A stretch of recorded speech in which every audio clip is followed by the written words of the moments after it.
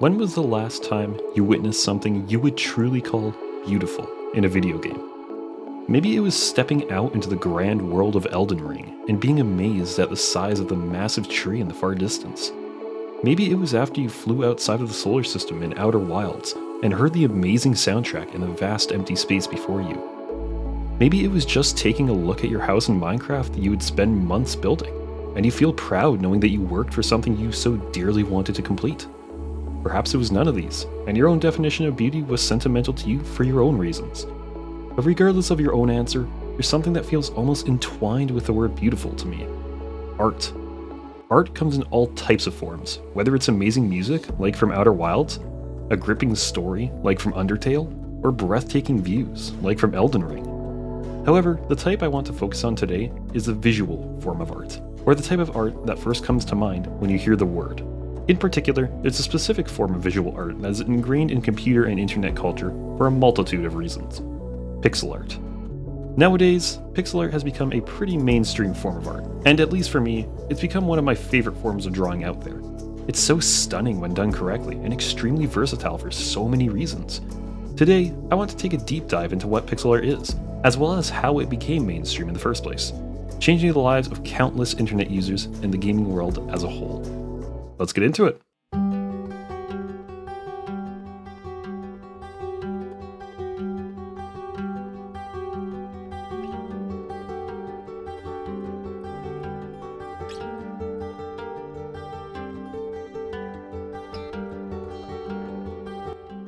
Before I give you my answer to the question of what is pixel art, I'll go over some important stuff we should know in order to understand the ins and outs of pixel art. During this section, I'll cover two things: what a pixel is, and some basic information about colors, especially how they are used in pixel art. After that, we'll have enough information to understand what exactly my answer to the question is. A pixel is defined simply as a minute area of illumination on a display screen, one of many from which an image is composed. Simply put, a pixel is a tiny little square on a digital screen that lights up, and when you put enough of them together, they can create an image on said screen. Each pixel is just about 0.26 millimeters in size, or 1/96th of an inch, so they are individually pretty small. From this point on, I'll put some visuals up on screen so that we can visualize the upcoming stuff, since it's a lot to take in at once. Each pixel is made up of about 3 smaller lights called subpixels. One subpixel is red, one is blue, and one is green. This is actually where the term RGB comes from, which I'm pretty sure you know is a widely used term throughout all the internet. Each subpixel has a setting that dictates how brightly it will be lit up. This setting goes from 0, which is completely off, to 255, which is completely on. The reason it's 255 isn't that important, but if you're curious, I'll quickly explain why. I'm sure you know that computers use binary numbers, which are ones and zeros, to store data. These ones and zeros are called bits. Further, a byte is 8 bits. Computers tend to use 1 byte, so 8 bits, to store the brightness level of each subpixel. When the byte is fully zeros, it means the subpixel is completely off. When the byte is fully ones, it means the subpixel is completely on. A byte that is 8 zeros is just equal to 0. However, when the byte is 8 ones, this is actually equivalent to 255 in normal numbers. And voila! We have found out the reason that the max value for a subpixel is 255. It's actually because it's the maximum value a computer will usually store for a subpixel's brightness level. I do want to mention that this isn't always the case, as some computers may use more or less bits to store the brightness values, meaning that some computers will actually have smaller or wider color ranges, but 255 is the most common. Basically, just to get us back on track, I'll quickly summarize what I just said. Each single pixel has 3 subpixels: red, blue, and green. Each subpixel has a setting to control its brightness that goes from 0 to 255. 0 means fully off, 255 means fully on. Further, we can have any combination of subpixels at any brightness for each individual pixel. What I mean by this is that all 3 subpixels can be at different values at the same time. Not only one has to be on at a time. This means that we can, for example, have red at 200, blue at 150, and green at 100 all at the same time. Depending on how we combine these brightness values, we can create any color we want to, as long as the color can be made by combining red, blue, and green, of course. Now with this, we can now zoom back out and look at the whole picture. Since we now understand that each individual pixel has 3 color values, red, blue, and green, which can all be set to different values to create a color for the whole pixel, it would make sense that putting a ton of them all beside each other and setting them to different colors would be able to produce a picture. Well, that's exactly how computer screens work. Computer screen sizes have 2 parts to them, the aspect ratio and the resolution. The aspect ratio is how long the monitor is compared to how tall it is. The most common ratio is 16:9. The second part, resolution, is the more important part for this video. The resolution is how many pixels your screen has in total. Usually when we say a resolution, we are referring to the height of the monitor in pixels. You can actually then calculate the length of the monitor using the aspect ratio. The most common resolution is 1080p, which means the screen is 1080 pixels tall. You can then calculate how many pixels long it is. Doing so, you get a length of 1920 pixels. This is a little bit off script, but I will quickly explain how I calculated this. You have to divide 1080 by 9, and then multiply the answer you get by 16. That's how aspect ratios work. Thus, we have now calculated the most common size of most computer screens, which is 1920 pixels long by 1080 pixels tall.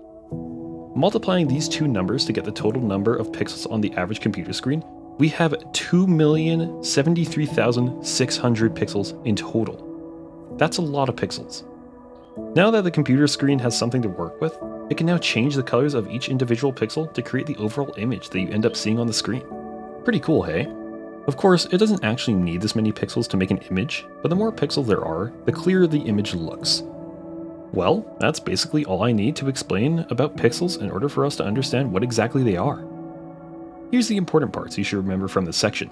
A pixel is a tiny square that has 3 colored parts: red, blue, and green. Each color can individually be set to a brightness value from 0 to 255, with 0 being fully off and 255 being fully on. Depending on the combination of these brightness values, we can create a huge amount of colors. 256 by 256 by 256 in fact. The computer will then use a certain amount of pixels in order to create a picture you can see on the screen. This picture has a resolution, which is how many pixels wide and long it is. The higher the resolution, the clearer the picture looks. With all this explained, let's move on to the second part of this section, colors. Quickly, before getting into how colors are used in pixel art, I just want to talk about resolution a little more. Resolution, when we are talking about pixel art, is still the width and height of the image. However, for pixel art, the resolutions tend to be quite small, with some more common sizes being 16 by 16 pixels, 32 by 32 pixels, and 64 by 64 pixels. Of course, there are more resolutions, but these are the more common ones, and are good to keep in mind, since it shows just how small the resolution of pixel art must be in order for it to count as pixel art, rather than just normal art with low quality. Alright, let's get into the colors. As I said before, each subpixel has 256 different values they can be, and all 3 of them can be different values at any given moment, meaning there is a total of 256 times 256 times 256 different colors, or 256 cubed different colors for the math people. This number totals to 16,777,216 different colors. These colors are kept on a color spectrum or color wheel that easily represents all the different combinations visually. It usually looks like a super colorful rainbow that you can click on in order to pick the color you want to draw with. However, 17 million colors is a bit too much to keep track of at any given time, so pixel artists will often create something called a color palette. Color palettes are groups of colors that are meant to work well together for a pixel artist to use. Color palettes don't have a limit to how many colors they have, but they tend to have a somewhat small amount, so they are easy to understand what each color does. Sometimes, an artist will purposefully use as little colors as possible in their palette just for a challenge. But this usually isn't why they are smaller in size. One important thing to note is that an artist does not have to use a palette if they don't want to. It's just that they are quite common to use, and they're a pretty big part of pixel art, so it's still important to mention for this video. They often have a few important things they should follow in order to make sure they look good. One is that they should have a color scheme that fits the overall mood of the pixel art. I'll explain what this means through an example. Imagine you want to paint a spooky scene of Halloween in the middle of the night. What kind of colors would you use? Bright, happy ones, such as bright blues and pinks? Or would you use dark, gloomy colors, like blacks, grays, and oranges, to fit the Halloween color style? This is exactly what pixel artists should be thinking of when choosing a color scheme for their palette. Will it fit the scene they want to create? Another important thing is that color palettes should also have colors that contrast with each other. What I mean by this is that you don't want to have a bunch of colors that all blend in together. You want to make sure that they are all different from each other, so that they are easy to see and stick out well. I know that this sounds a bit strange at first, but let's think about another important part of art: shading. Shading generally has two important parts: shadows and highlights. Shadows are the darker parts of the images that are caused by, well, shadows from the objects. These help to give the image some depth and make it look a lot more 3D. They also help to show the direction that the light is coming from. Highlights serve the same purpose, but by doing the exact opposite. They make the bright parts of an image brighter in order to make the lighting seem more realistic. The purpose of shading and highlighting is to make certain parts of the image stick out so that it looks less flat and more realistic. This is only doable when the colors are different enough from each other that they stick out from each other. If your color palette has all similar colors, it would mean that the highlights and shadows will look similar to the rest of the image, which would defeat the purpose of having them in the first place. By having the colors in your color palette be contrasting from each other, the highlights and shadows will all be obviously different from each other, achieving their purpose. Alright, with these 2 points out the way, let's quickly summarize them. When using a color palette, there's 2 things you want to follow. You want to choose a color scheme that fits what you are trying to create, and you want to make sure that the colors contrast from each other in order to make shading better. And now, we finally have enough information for me to answer the question of what is pixel art? Pixel art, to me, can be defined as a group of pixels restrained by an area called a resolution, placed in a specific pattern to produce an image. This is a pretty basic definition, so I'll also share the formal definition of pixel art as well. Pixel art is a form of digital art drawn with graphical software, where images are built using pixels as the only building block. I highly recommend coming up with your own definitions as well. Art, after all, is in the eyes of the beholder. I believe that's just about everything we need to cover in this section.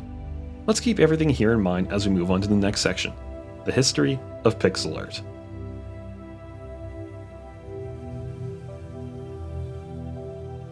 This section will be a mix of 2 things: where pixel art comes from, as well as how it evolved over time, and some analysis of why the pixel art works so well for the games I will talk about. Pixel art has been around since the start of computer graphics, as I mentioned before, but the 1970s was when it really started to get big. This is because of a specific type of gaming that was exploding in popularity at the time: arcades. Arcades were huge back in the 70s, since they contained some of the first video games that were easily accessible to the general public, no matter what level of income people had. Arcades were easy places that you and your friends could enjoy some time together at while playing some of the highest quality video games that were out at the time. At this time, arcade machines and computer games in general were quite limited as to their computing power and graphics. As such, graphics were usually kept as simple as possible due to their technology restraints. So what type of graphics happen to have a small resolution while only requiring a little bit of tech power to show on screen? Well, pixel art. Due to pixel art's ease of creation and use, it was simple for arcade games to use pixel art as their graphics style, leading to most popular arcade games using these kinds of graphics, causing the widespread exposure of pixel art to the general video gaming masses. Obviously, this is going to lead into the evolution of pixel art until the modern day, which I am going to talk about in the next section, but before that, I want to analyze 3 of the most popular arcade games that use pixel art at this time: Pong, Space Invaders, and Pac-Man. I'm sure you know what Pong is, but for those that don't, Pong is a game played between 2 players. Each player has a paddle that they can move up and down.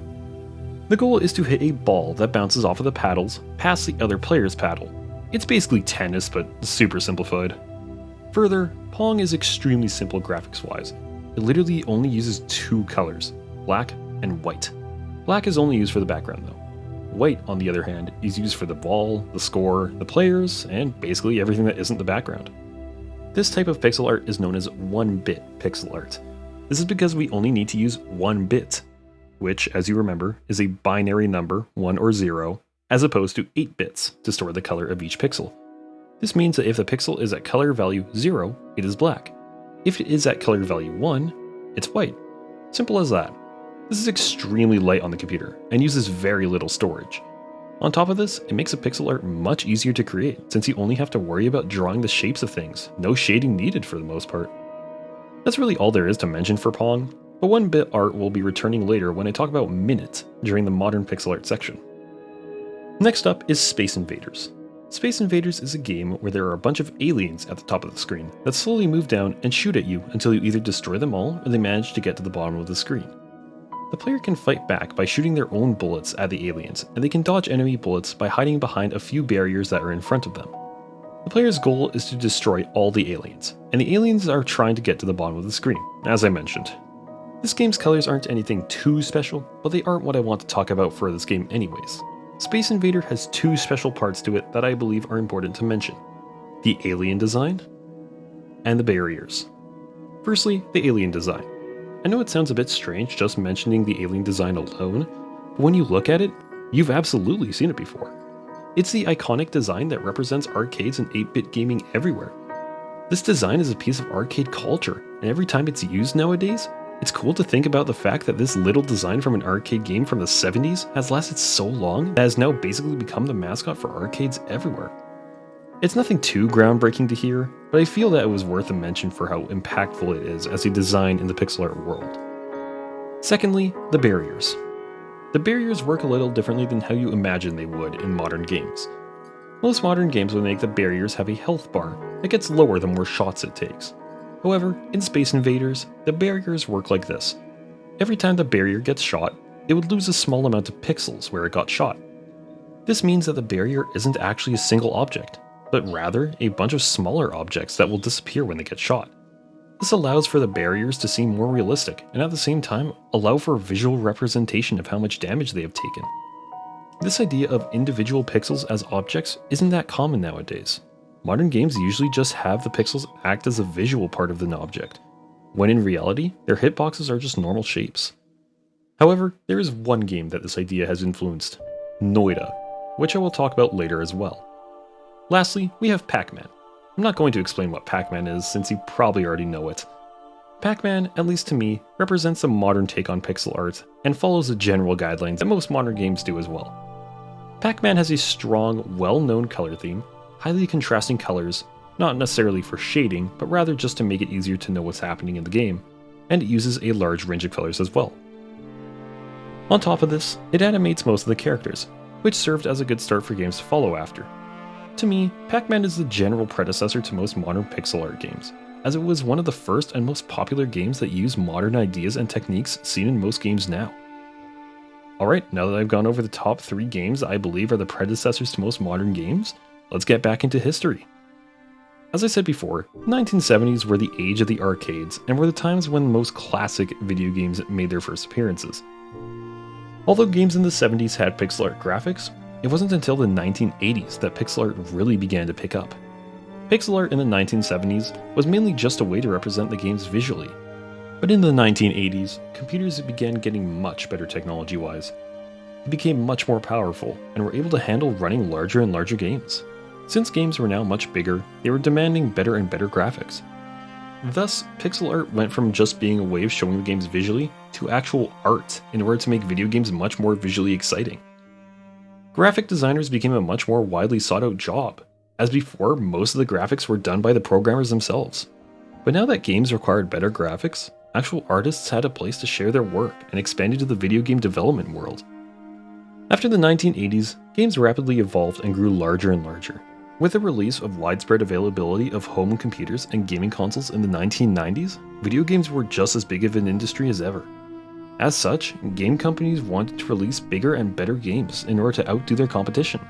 In order to do this, they not only needed good gameplay, but good graphics as well. From this point on, art was now officially a mandatory part of video games, as it provided a massive benefit for gaming companies to have their games be visually appealing. Thus, pixel art carried on, not as a simple way of visually showing a game, but as a whole art medium now.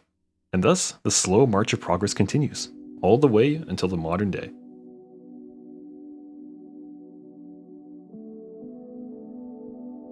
The modern day.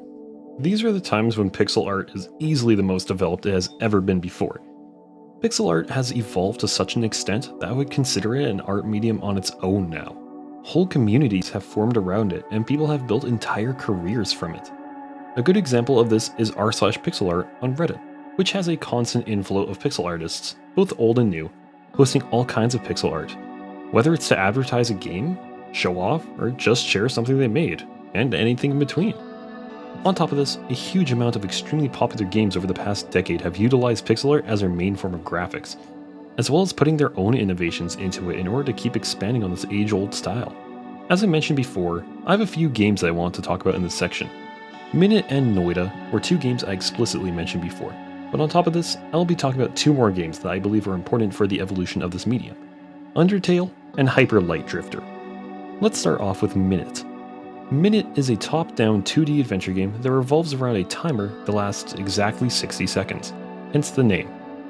When this timer gets to 0, the player dies and has to restart, creating an infinite loop until they find out exactly how they are supposed to reach the end of the game.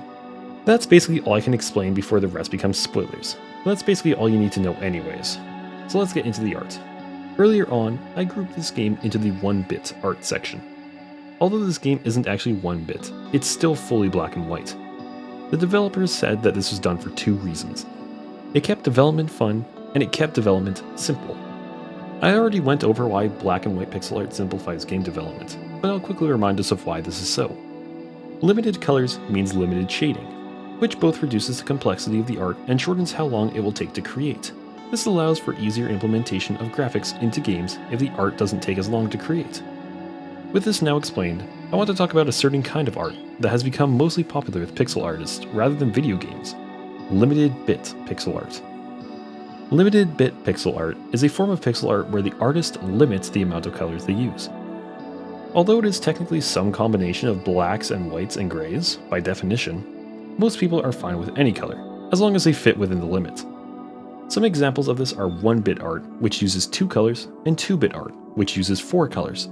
You can calculate the limit based on the amount of bits you are using by doing 2 to the power of bits. This is because each bit has 2 possible states, so adding more bits to the line will increase the amount of possible states you have by double. This art style is more common with pixel artists rather than video game artists, since pixel art by itself doesn't always have money as an incentive compared to video games. Since video games tend to want to make as much money as possible, limiting the amount of colors you use is just putting yourself at an unnecessary disadvantage. Of course, that doesn't mean this doesn't happen ever, just look at Minute, but it does mean that it is not nearly as common as in limited colors. Before we move on to Noida, I'll show you guys a couple of limited bit art pieces so you can get an idea of what it looks like when done well.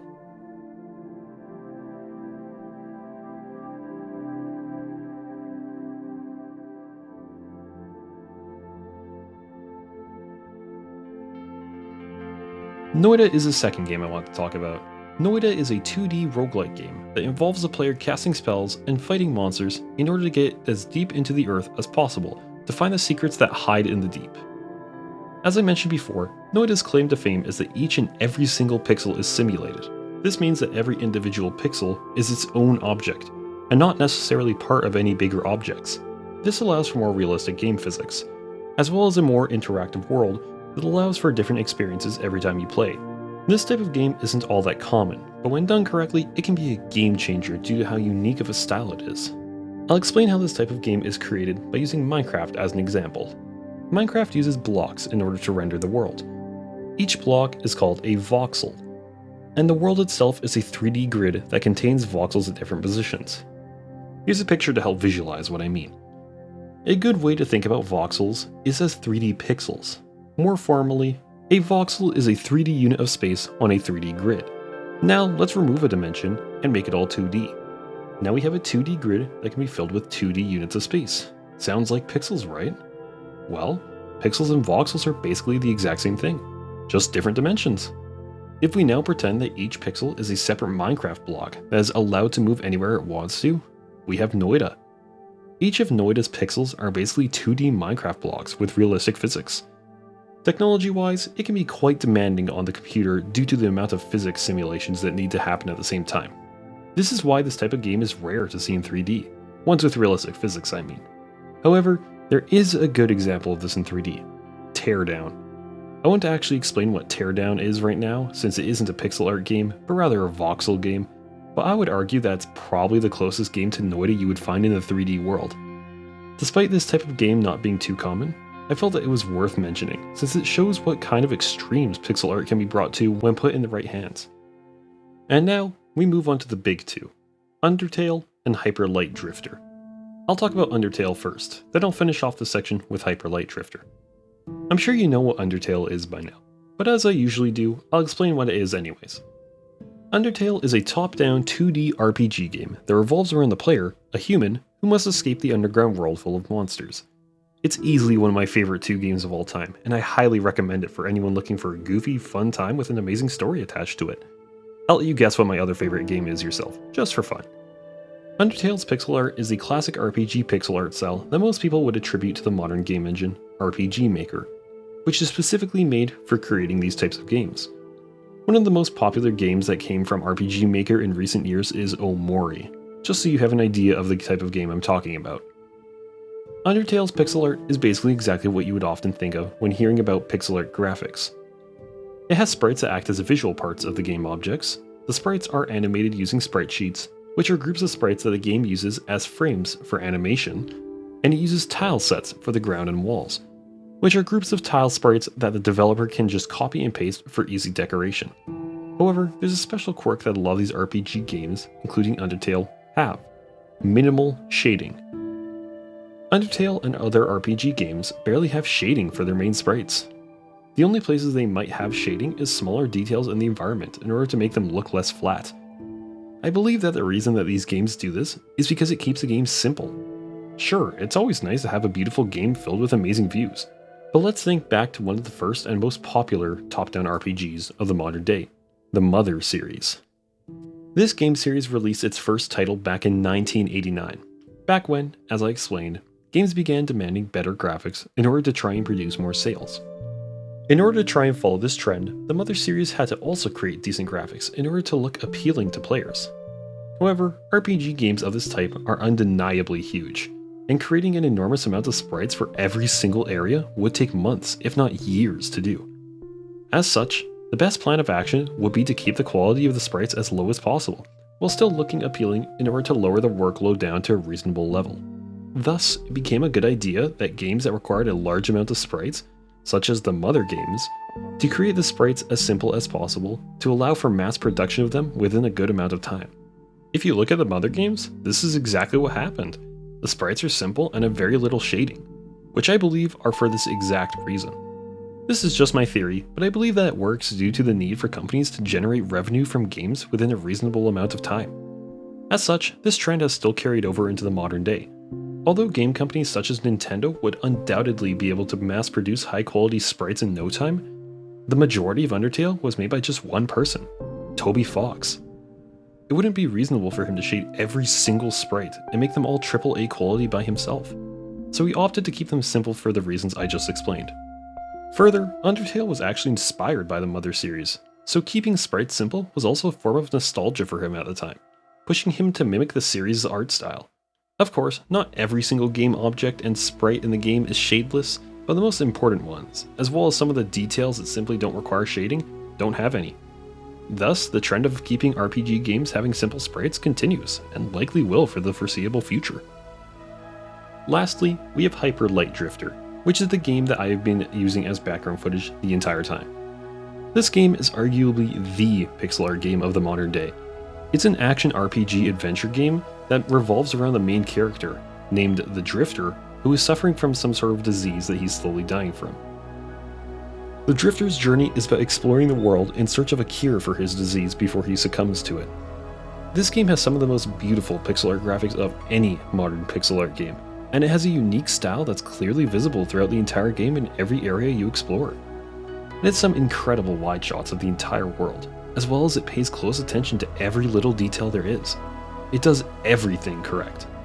Its color palette is diverse, yet contrasting, and is actually different for every area you go to. It pays close attention to shading and highlighting, as you can clearly see in the background footage, and it still makes sure that everything is clearly visible, despite the world and its details all blending in together nicely.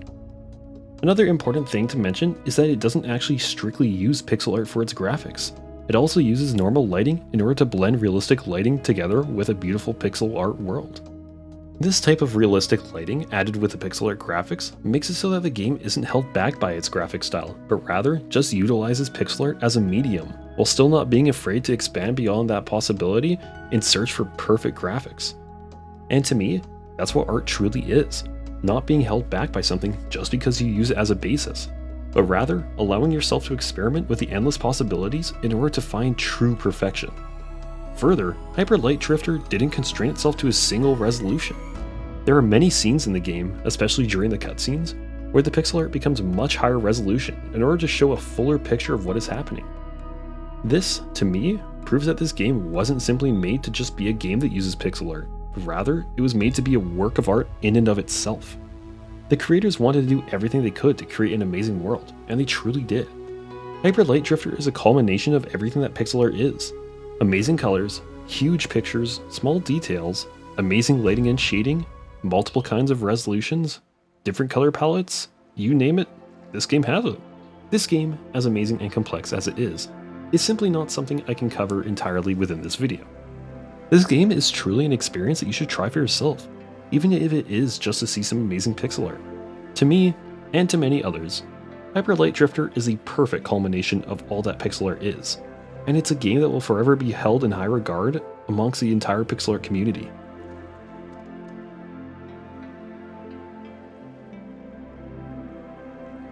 Pixels, pixels, pixels. Such small little things, and yet together they can create such amazing things. From little sprites that are only there for decoration in a single section of a game, to entire professional level paintings that are on par, if not better than normal art pieces. It's so interesting that these little things can do such amazing feats. At this point, pixel art is no longer just a video game thing that artists found easy to make and put into games. It has truly become an art medium all on its own. What is even more interesting is that we are only at the start. Pixel art only began around 50 years ago. Just imagine what it will be like in another 50 years. It might be a better version of what it is now. Maybe it'll be something completely different. Who knows? Well, regardless of what that answer may be, there's one thing for certain. It's art. And art is made to be beautiful. There's too much in this world and too much stress that sometimes we forget to take a step back from things. We're focused on that single off-colored pixel that we think is ruining the entire picture. And yet, we forget that there's millions of other pixels that we can step back and see create a masterpiece right before our eyes. Don't forget that this world is beautiful. One small problem doesn't ruin the whole thing. It doesn't hurt to relax and take a step back every once in a while. After all, we're all here to experience everything that this vast game has to offer. Never forget, beauty is what you make of it.